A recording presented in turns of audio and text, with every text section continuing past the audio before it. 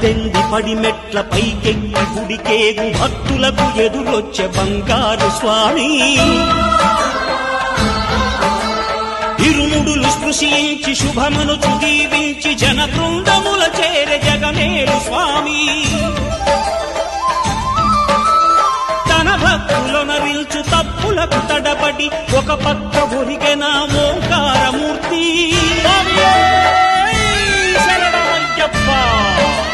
స్వాములందరూ తనకు సాయంబు కాగా ధీమంతుడై లేచె ఆ కన్య స్వామి పట్టబంధము వీడి భక్తతతికై పరుగు పరుగున వచ్చే భూమిపైకి నరుడై